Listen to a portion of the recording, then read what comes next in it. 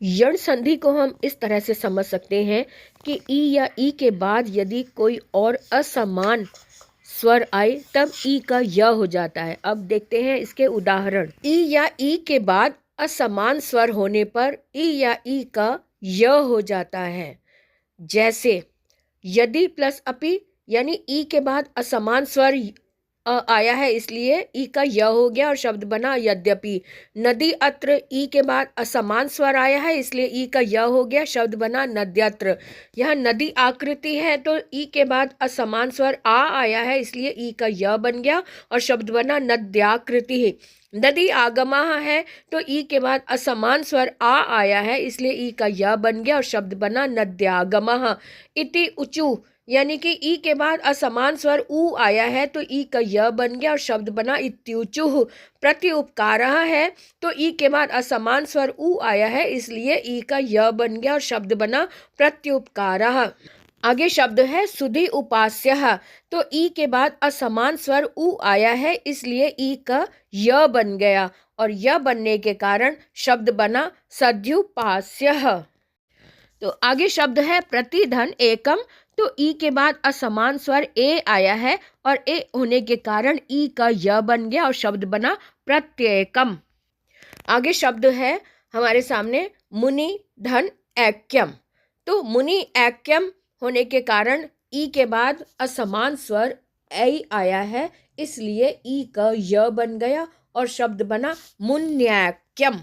अगला शब्द हमारे सामने है इति धन ऋषि, तो ई के बाद असमान स्वर री आया है, ऋषि वाला री आया है तो इसलिए ई का य बन गया और शब्द बना इत्यर्षि। अगला शब्द हमारे सामने है मही धन एका, तो ई के बाद ए असमान स्वर आया है इसलिए ई का य बन गया और य होने के कारण शब्द बना मह्येका। अगला शब्द है गोदावरी धन ओघः, तो गोदावरी का ई आया है, ई के बाद ओ असमान स्वर आया है इसलिए ई का य बन गया और शब्द बना गोदावर्योधः। अगला शब्द है हमारे सामने इति धन औदार्यम, तो औदार्यम का औ जो है असमान स्वर है ई के बाद इसलिए ई का य बन गया और इसलिए शब्द बना इत्यौदार्यम। अगला शब्द है वारी धन ओधः, तो वारी का ई है, ई के बाद ओ असमान स्वर आया है इसलिए ई का य बन गया और शब्द बना वार्योधः। तो अगला शब्द हमारे सामने है मुनि धन औदार्यम, तो मुनि का ई है, ई के बाद असमान स्वर औ आया है इसलिए ई का य बन गया और शब्द बना मुन्योदार्यम। उसके बाद है मही धन औदार्यम, तो मही का ई है, ई के बाद असमान स्वर औ आया है इसलिए ई का य बना और शब्द बन गया महोदार्यम। अगला शब्द है हमारे सामने इति धन आदि, और ई के बाद आ असमान स्वर आया है इसलिए ई का य बना और शब्द बना इत्यादि।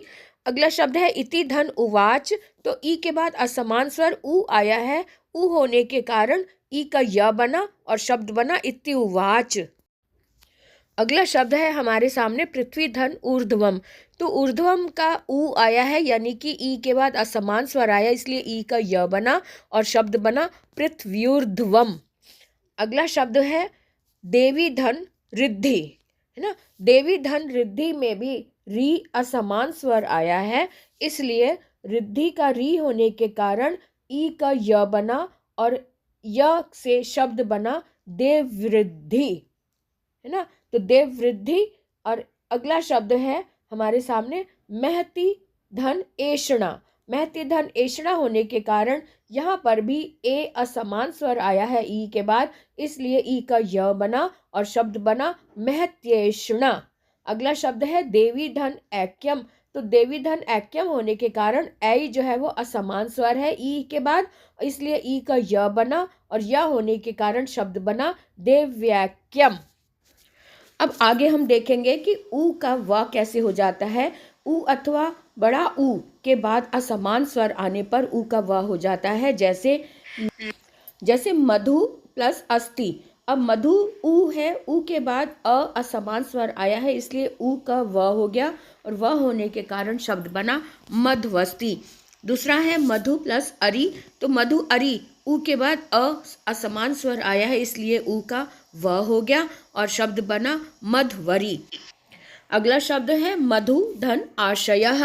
अब ऊ के बाद आ, दीर्घ आ आया है, अर्थात असमान स्वर आया है, इसलिए ऊ का व हुआ। व होने के कारण शब्द बना मध्वाशयः।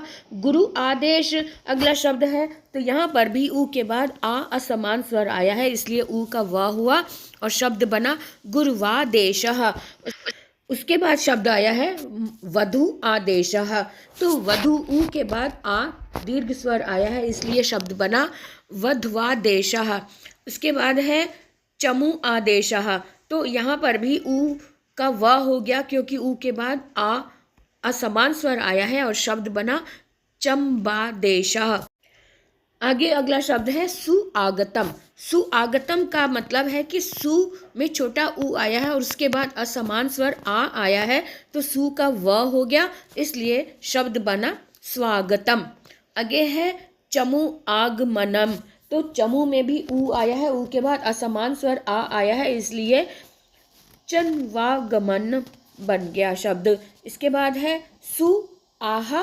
तो सु का ऊ है, ऊ के बाद आ दीर्घ स्वर आ आया है, यानी असमान स्वर आया है, इसलिए ऊ का वा हो गया और शब्द बना स्वाहा। उसके बाद है रिपु इच्छा। यहाँ भी ऊ के बाद असमान स्वर आया है ई, इसलिए ऊ का व हुआ और शब्द बना रिपविच्छा। तो इस तरह से आज हमने यण संधि के उदाहरण देखे कि ई से य कैसे बनता है और ऊ से व कैसे बनता है, और उम्मीद करती हूँ कि आप सबको अच्छे से समझ में आ गया होगा। और अगर अभी भी समझ में नहीं आया तो आप कमेंट करके पूछ सकते हैं, मैं और भी उदाहरण लेकर आऊँगी। अभी री वाले भी, इसके री वाले भी उदाहरण होते हैं, री ऋषि वाले, जिससे री से र हो जाता है उसके बाद असमान स्वर आने पर। यहाँ कुछ उदाहरण री और री कर भी आए हैं। तो यहाँ देखें पितृ आदेशः। तो पितृ में री ऋषि वाला आया है, उसके बाद असमान स्वर आया है, इसलिए री का र हो गया और आ मिलने से आ हो गया, तो पित्रादेशः हो गया। आगे शब्द है पितृ उपदेशः। तो री का र हो गया और उ मिलने से रू बना, पितृपदेशः शब्द बना। अगला शब्द है री अधन आकारः। तो री में ल बना और ल में अ मिलकर ल पूरा बन गया और शब्द बना लकारः। इसके बाद है री ओष्ठः। तो री का ल बना और ओ मिलने से लोष्ठः शब्द बना। इस तरह से हमने यण संधि के सभी उदाहरण देखे। ई से य बनता, ऊ से व बना, री से र बना और री से ल।